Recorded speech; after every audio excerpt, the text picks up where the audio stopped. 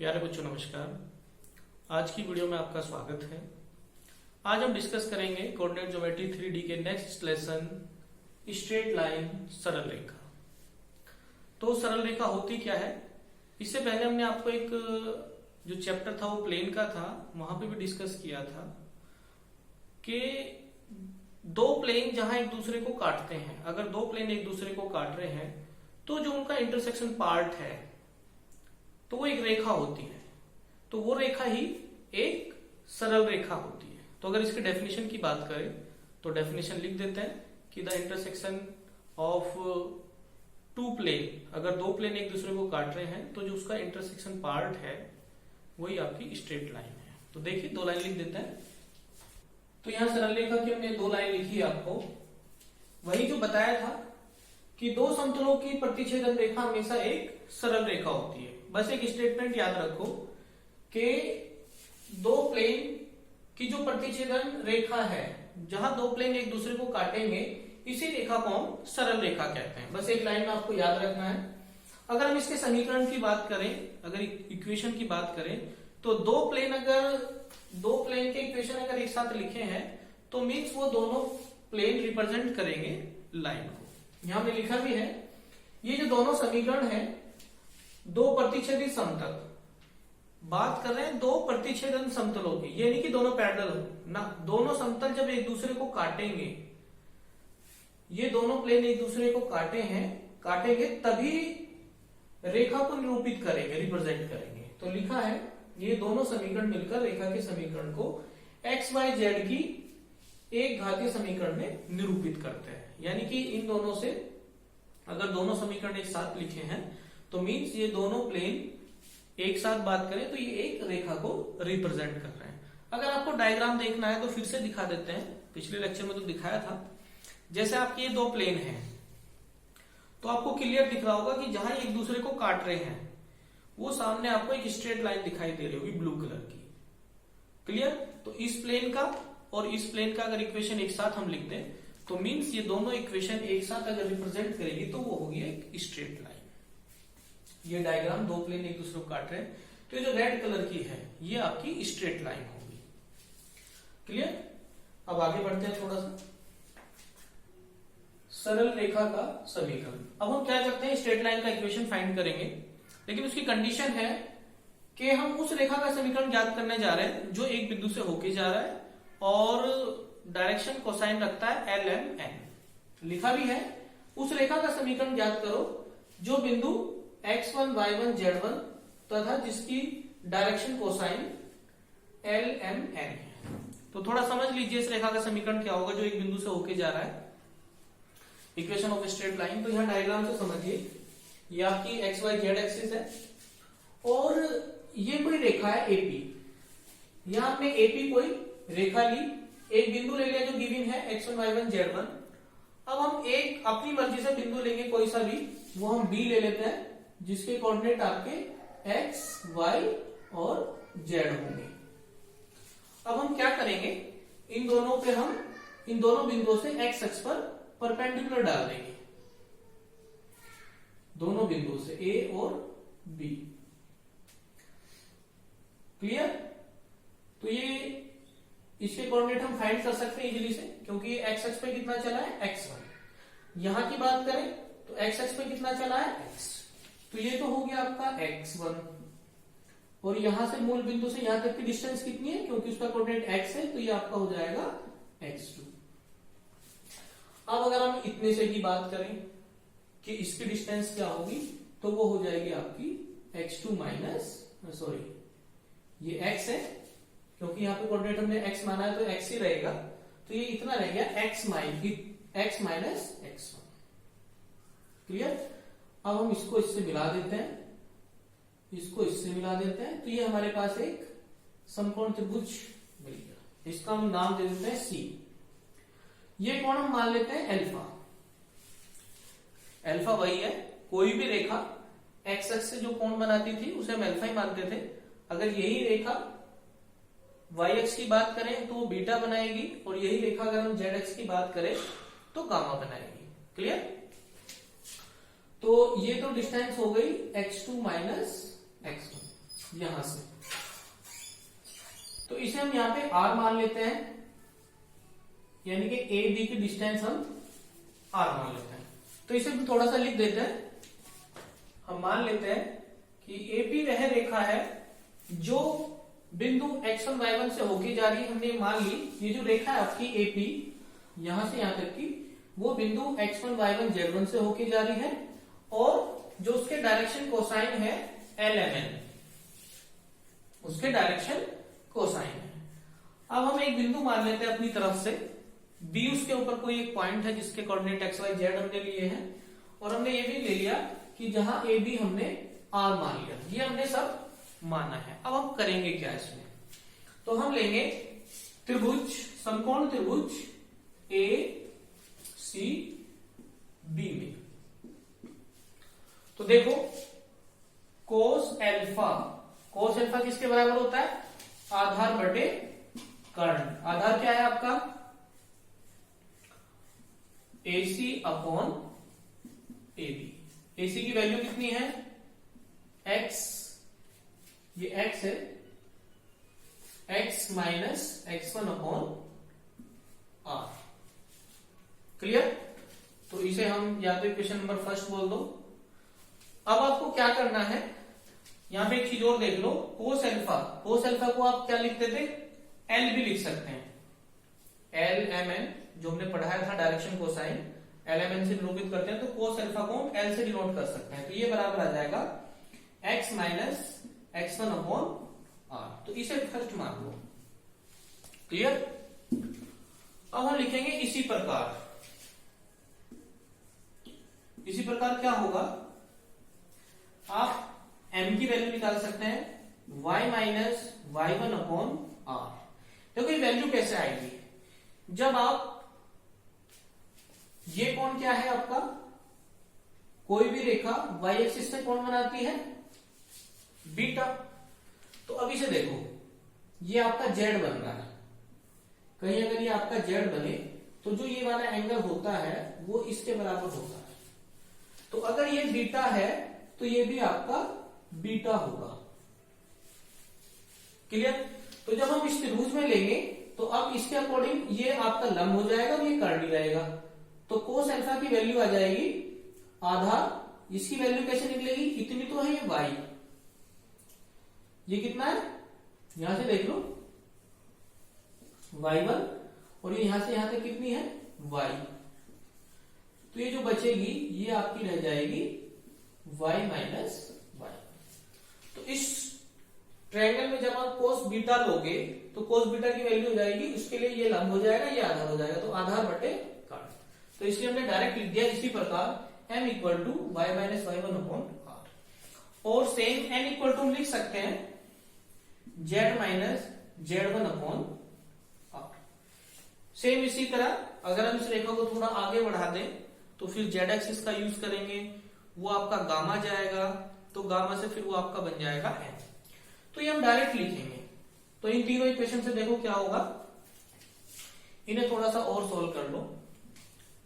जैसे ये आपका L बराबर कितना आ गया, x minus x1 upon r। तो यहां से r की वैल्यू निकाल लो, r को इधर ले जाओ, तो ये आपका आ जाएगा r equal to x minus x1 upon m। यहां से r की वैल्यू क्या आ जाएगी, y minus y1 upon m। यहां m, यहां से r की वैल्यू आ जाएगी z minus z1 upon m। अब इन तीनों से क्या करेंगे, हमें एक रिजल्ट मिल जाएगा, लेफ्ट हैंड साइड बराबर है तो ये भी आपस में बराबर होगी। तो हमें एक चीज मिल जाएगी यहां से x minus x1 upon m, y minus y1 upon n, z minus z1 upon l, m और n। तो ये आपको उस रेखा का समीकरण मिल गया, ये हमारा रिजल्ट है। तो ये हमारा रिजल्ट है, यहां भी L है, ये उस रेखा का समीकरण है जो बिंदु x1, y1, z1 से होके जा रहा है, और उस रेखा के direction cosine L, M, N। अगर आपको ये कुछ बच्चे वीक है, अगर ये बीच की चीजें समझ में नहीं आ रही है तो आपको तो डायरेक्ट याद रख लेना है कि एक बिंदु से जाने वाले x1 y1 z1 से जाने वाले और direction cosine L M N है, तो उस रेखा का समीकरण आपको डायरेक्ट याद रखना है x minus x1 upon L equal to y minus y1 upon M equal to z minus z1 upon N. Clear? अब आगे देख लेते हैं। ये था आपका एक बिंदु से, दो चीजें गिवन है इसमें भी, एक तो बिंदु गिवन है और एक उसके डायरेक्शन कोसाइन गिवन है। तो रेखा का समीकरण ज्ञात करने के लिए हमें दो चीजें पता होनी चाहिए। दो चीजें वो कुछ भी हो सकती है, यहां तो उसने एक बिंदु और डायरेक्शन कोसाइन दिया है। अब आगे देख लेते हैं, कुछ और भी कंडीशन इसमें आ सकती है, कुछ नोट है जो लिखाना चाह रहे हैं, लिखना उसको।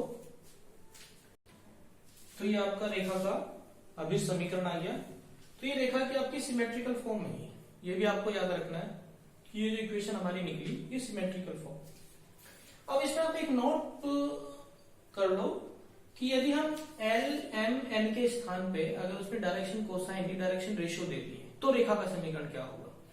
मीन्स अगर वो ये कही उस रेखा का समीकरण ज्ञात करो जो बिंदु x1 y1 z1 और जिसकी दिक कोज्जिकाएं की बजाय दिक अनुपात आ जाए, डायरेक्शन रेशियो आ जाए एबीसी, तो उस रेखा का समीकरण सिंपल है, जहां भी आपका एल एम एन है उसकी जगह एबीसी पुट कर देंगे।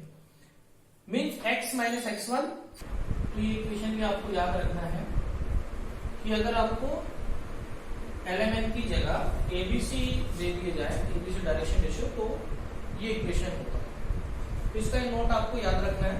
इसके बाद दूसरा नोट है कि अगर वो दो बिंदु दे दें कि दो बिंदुओं से जाने वाले रेखा का समीकरण आपको ज्ञात करना है, तो वो दो बिंदु ये होंगे। तो सिंपल है, अगर दो बिंदु दिए तो आप डायरेक्शन रेशियो इजीली से फाइंड कर सकते हो। दो बिंदु से जाने वाली रेखा के जो डायरेक्शन रेशियो होते हैं वो x2 minus x1 y2 minus y1 z2 minus z2। तो ये एबीसी की वैल्यू ही आ जाती है डायरेक्शन रेशियो। तो अब आपको इसमें से कोई भी एक बिंदु ले लो, एक बिंदु और डायरेक्शन रेशियो, इक्वेशन लिख सकते हो। तो यहाँ पे सिंपली एबीसी की वैल्यू यहाँ पे रख दो, तो इक्वेशन आ जाएगी x minus x1 upon x2 minus x1 y minus y1 upon y2 minus y1 और z minus z1 upon z2 minus z। ये दोनों चीज आपको याद रखनी है। इन तीनों ही आपको जो ये है, इसमें एक चीज कॉमन है, क्या है कि अगर आपका तीनों ही दो चीज गिवन है, एक तो क्या है, एक बिंदु और एलिमेंट। इसमें क्या दिया गया है, दो चीज, एक तो आपका बिंदु दिया गया है, एक डायरेक्शन रेशियो दिया गया है, और यहाँ पे दो चीज क्या दी गई है, दो पॉइंट। तो दो पॉइंट से आप डायरेक्शन रेशियो निकाल सकते हैं, उठा के यहाँ रख देंगे। तो ये तीनों आपको डायरेक्ट फॉर्मूला याद रखें। अगर वो कहता है कि डायरेक्शन कोसाइन और बिंदु तो ये फॉर्मूला, डायरेक्शन रेशियो और बिंदु तो ये फॉर्मूला, अगर वो कहता है दो बिंदु तो ये फॉर्मूला आपको याद रखना है। अब हम क्या करेंगे, इसके ऊपर एक क्वेश्चन ले लेते हैं। क्लियर? तो क्वेश्चन है आपका, तो ये आपका क्वेश्चन है, दो बिंदुओं से जाने वाले रेखा का समीकरण ज्ञात करना है। 2016 में आया भी है, ये आया हुआ क्वेश्चन है। तो ये फॉर्मूला हम लिख लेते हैं, दो बिंदु से जाने वाली रेखा का समीकरण x minus x1 upon x2 minus x1 y minus y1 upon y2 minus y1 z minus z1 upon z2 minus z1। अब आप x1 y1 z1 या तो इसे मान लो या इसे मान लो, मर्जी है। तो मान लेते हैं x1 y1 z1 ये हो जाएगा और x2 y2 और z2 ये आ जाएगा। उठा के केवल इक्वेशन में रखना है। तो क्या होगा, x माइनस 2 अपॉन x2, ये रहा आपका x2 माइनस 6 यानी कि 4 माइनस 2। यहाँ पे देख लो y माइनस माइनस 1 तो y प्लस 1 हो जाएगा, y2 2 माइनस माइनस 1 यानी कि 2 माइनस माइनस यानी कि प्लस हो जाएगा, z माइनस z1 की वैल्यू 3 है तो ये आपका, और z2 माइनस यानी कि 1 माइनस 3। इसे सॉल्व कर लेंगे, x minus 2 upon 2 y plus 1 upon 3 और z माइनस 3 अपॉन माइनस 2। तो ये आपका दो बिंदु से जाने वाली, इन दो बिंदु से जाने वाली रेखा का समीकरण है। तो ये आपको क्लियर हो गया। अब आगे बढ़ते हैं थोड़ा सा।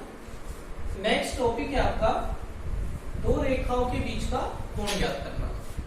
अब आपकी दो रेखाएं गिवन है, दो रेखाएं हम मान लेते हैं कौन कौन सी हैं, x minus x1 upon a1, y minus y1 upon b1, z minus z1 upon c1। एक दूसरी रेखा मान लेते हैं x minus x2 upon a2, y minus y2 upon b2 और z माइनस z2 अपॉन ये a1 c1 था, ये c2।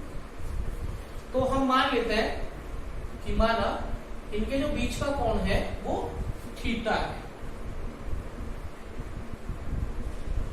ये हम मान लेते हैं कि दोनों के बीच का कोण थीटा। तो वही चीजें, ये दो रेखाएं हैं, दोनों रेखाओं की आपको डायरेक्शन रेशियो पता है। a1 b1 c1 ये इस रेखा के डायरेक्शन रेशियो है, a2 b2 c2 ये इस रेखा के डायरेक्शन रेशियो है। तो वही पीछे का फॉर्मूला, अगर आपको दो रेखाओं के डायरेक्शन रेशियो पता है, अगर आपको डायरेक्शन रेशियो पता है a1 b1 c1 a2 b2 c2, तो आपका जो फॉर्मूला होता है वो कोस का फॉर्मूला पहले ही पढ़ चुके हैं। तो हो जाएगा cos theta equal to a1 a2 plus b1 b2 plus c1 c2 upon under root a1 का स्क्वायर b1 का स्क्वायर c1 का square into under root a2 का स्क्वायर प्लस b2 का स्क्वायर प्लस c2 का square. ये formula आपका पहले भी आ चुका है, दो रेखाओं के बीच की दूरी। लेकिन वहां पे रेखा किसी और फॉर्म में थी, यहाँ पे किसी और फॉर्म में है। अगर दो रेखा आपकी ये सिमेट्रिकल फॉर्म होती है इसकी रेखा की, अगर इस फॉर्म में लिखी है तो a1 b1 ये आपके डायरेक्शन रेशियो हो जाते हैं। तो इन दोनों के डायरेक्शन रेशियो आपको पता लग ही जाएगा कंपेयर करके, तो आप दोनों के बीच का कोण निकाल सकते हैं। अब इसके ऊपर हम एक क्वेश्चन ले लेते हैं ताकि आपको समझ में आ जाए, छोटा सा क्वेश्चन है। तो ये एग्जांपल है, दो रेखा आपको गिवन है ये और ये, इनके बीच का कोण ज्ञात करना है। तो सिंपल है, हमने कोस थीटा ये हमें फॉर्मूला पता ही है। ये आपके डायरेक्शन रेशियो है 2 2 3 पहली रेखा के, -1 8 4 ये आपके सेकंड लाइन के डायरेक्शन रेशियो। तो हमें एंगल निकालने के लिए केवल डायरेक्शन रेशियो ही देखते हैं। तो a1 a2 a1 a2 b1 b2 c1 c2 इनके ऊपर मल्टीप्लाई करके ऐड कर देंगे। नीचे a1 का यानी कि 2 का 2 का स्क्वायर प्लस 2 का स्क्वायर प्लस 3 का स्क्वायर इनटू -1 का स्क्वायर 8 का स्क्वायर 4 का स्क्वायर। तो ये आपका सॉल्व करके ऊपर तो आ गया -2 प्लस 16 प्लस 12, तो ये तो आ गया 26 ऊपर, और नीचे आ गया ये आपका 17 बन जाएगा, और ये अंडर रूट 81 को हम निकाल सकते हैं 9, तो ये आ गया आपका 26 अपॉन 9 रूट 17। फिर आप कोस को इधर ले जाएंगे तो इन दोनों की रेखाओं के बीच का कोण आ जाएगा। तो दो रेखाओं के बीच का कोण ये आपने पहले भी पढ़ा है, यहाँ भी आपको याद रखना है कि दो रेखाओं के बीच का कोण, अगर आपको दो रेखा सिमेट्रिकल फॉर्म में लिखी है तो ये मेथड फॉलो करना है। अब थोड़ा सा आगे बढ़ते हैं। इसमें आपको ये और ध्यान रखना है, वही जो पीछे बताते आए हैं, अगर ये दोनों रेखाएं परस्पर लंबवत होगी, परपेंडिकुलर होगी, तो आपका वही a1 a2 plus b1 b2 plus c1 c2 बराबर 0 होगा। और वही अगर दोनों रेखाएं परस्पर पैरेलल होगी, समांतर होगी, तो आपका a1 अपॉन a2 बराबर b1 अपॉन b2 बराबर c1 अपॉन c2 देखना। क्लियर है? अब इसे थोड़ा सा आगे बढ़ते हैं। नेक्स्ट टॉपिक है आपका एक रेखा और समतल के बीच का एंगल फाइंड करना है। यानी कि एक तो हमें प्लेन दिया गया है और एक हमें रेखा दी गई है। डायग्राम से क्लियर है, ये आपका कोई प्लेन है और OA इसमें एक रेखा है। इन दोनों के बीच का कोण हमें ज्ञात करना, वो मान लेते हैं थीटा। तो हमें समतल का इक्वेशन भी दिया गया है, प्लेन का, और रेखा का समीकरण भी दिया गया है। तो इन दोनों के बीच का कोण कैसे निकलेगा तो देखिए। मान लेते हैं जो प्लेन का समीकरण है ax plus by plus cz plus d equal to 0, और रेखा का जो समीकरण है x minus x1 upon a equal to y minus y1 upon b equal to z minus z1 upon c। तो जो प्लेन का इक्वेशन है इसमें a b c क्या है? a b c क्या है? जो प्लेन के परपेंडिकुलर होता है अभिलंब, उसके डायरेक्शन रेशियो होते हैं। तो यानी कि हमारे इसके जो डायरेक्शन रेशियो आ गए, जो ds आ गए, वो आ गए आपके A, B और C। क्लियर? अब हमारा ये है A, B, C, इस रेखा के क्या है? ये डायरेक्शन रेशियो। रेखा इसमें क्या है? OA। तो इसके जो drs आ गए वो आ गए कैपिटल ए, कैपिटल बी और कैपिटल सी। एक सिंबल लिया गया है क्योंकि हम स्मॉल ए यूज कर चुके हैं पहले, इसलिए इसको इस capital A, capital B, capital C. तो यहां से अब आपको समझ में आ रहा होगा कि जो प्लेन और रेखा के जो बीच का कोण है वो तो थीटा है। फिर हमने इस पे परपेंडिकुलर ड्रॉ किया, तो ये पूरा 90 था, उसमें ये थीटा है, तो ये कितना बचा 90 माइनस थीटा। अगर ये कोण आपका थीटा है प्लेन और रेखा के बीच का, तो रेखा और परपेंडिकुलर के बीच का हो जाएगा 90 माइनस थीटा, क्योंकि ये पूरा 90 डिग्री है। तो वही बस दो रेखा आपको पता है, उनके बीच का कोण भी पता है, तो हमें जो फॉर्मूला लगाना है इन दोनों के बीच में लगाना है, रेखा और अभिलंब के बीच में। क्लियर? तो वो होगा आपका कोस 90 माइनस थीटा, क्योंकि इन दोनों रेखाओं के बीच का कोण कितना है 90 माइनस थीटा। और वही दोनों के डीआर लेते हैं हम, दिक् अनुपात लेते हैं, तो इसका क्या है ए कैपिटल ए, ये इसका इसके डायरेक्शन रेशियो की कॉरस्पॉन्डिंग मल्टीप्लाई करना है इसके डायरेक्शन रेशियो से। तो A plus B plus C capital C upon under root वही डायरेक्शन रेशियो ए का स्क्वायर प्लस बी का स्क्वायर प्लस सी का square into A square plus B square plus C square. ये आपको अच्छी तरह ध्यान रखना है। ये तो कोस 90 माइनस थीटा किसके बराबर हो जाएगा साइन थीटा के, तो ये आपका आ जाएगा साइन थीटा। तो ये फॉर्मूला आपको याद रखना है कि आपको रेखा, और ये अलग फॉर्मूला आया है कुछ, अब तक हम हमेशा कोस थीटा ही फाइंड करना, कई लेक्चर हो गए सब में कोस थीटा ही फाइंड किया है, लेकिन ये नया ऐसा फॉर्मूला है जिसमें कोस 90 माइनस थीटा हमने यूज किया। क्यों किया है वो आपको यहाँ डायग्राम में अच्छी तरह समझ लेना है। जब प्लेन की और रेखा की बात होगी तो आपको यहाँ से पता दिखाई दे रहा होगा डायग्राम में कि हमने 90 माइनस थीटा क्यों लिया, क्योंकि जो थीटा एंगल है वो आपका रेखा और प्लेन के बीच का था, लेकिन जब प्लेन दिया होता है तो उसके जो डायरेक्शन रेशियो जो एबीसी गिवन होते हैं वो उसके परपेंडिकुलर के होते हैं। तो ये भी एक रेखा है, ये भी एक रेखा है, इन दोनों के रेखा के जो बीच का कोण है 90 माइनस थीटा है, तो इसलिए आपने यहाँ पे 90 माइनस थीटा यूज किया। तो जब भी वो क्वेश्चन में गए कि एक रेखा का समीकरण गिवन होगा, एक समतल का समीकरण गिवन होगा, दोनों के बीच का जब आपको एंगल फाइंड करना है तो फॉर्मूला लगाना है कोस 90 माइनस थीटा। कोस 90 माइनस थीटा बराबर साइन थीटा क्या हो जाएगा, इसकी वैल्यू निकालना, और थीटा बराबर फिर हो जाएगा साइन इनवर्स जो भी है वैल्यू आएगी। क्लियर? अब थोड़ा सा इसके ऊपर भी हम एक क्वेश्चन देख लेते हैं। एक समतल 6x minus 2y plus 3z minus 9 equal to 0, and जो लाइन है स्ट्रेट लाइन है x minus 4 upon minus 1, y minus 2 upon 2, z plus 1 upon 2 के बीच का कोण ज्ञात करना। तो ये है आपका समतल और रेखा के बीच का कोण। तो हम ये वाला फॉर्मूला यूज करेंगे, sine theta equal to sine theta का हो या कोस 90 माइनस थीटा का हो बराबर ही हो जाएगा। उठा के फॉर्मूला रखेंगे यहाँ पे, इसके डायरेक्शन रेशियो तो ये है 6 माइनस 2 और 3, इसके डायरेक्शन रेशियो क्या है -1 2 और 2, उठा के इसमें रख देंगे तो क्या होगा 6 इंटू -1, या पहले लिख लेते हैं इसके जो डायरेक्शन रेशियो होंगे, देख लो यहाँ पे क्या होंगे, इसके जो आपके डीआर होंगे वो क्या होंगे 6 माइनस 2 और 3, और इस रेखा के जो डीआर होंगे वो आपके क्या होंगे -1 2 और, अब साइन थीटा इक्वल टू क्या होगा, sign theta equal to a1 a2 यानी कि 6 इंटू -1 प्लस इसकी और इसकी -2 इंटू 2 प्लस 3 इंटू 2, 3 इंटू नीचे इसके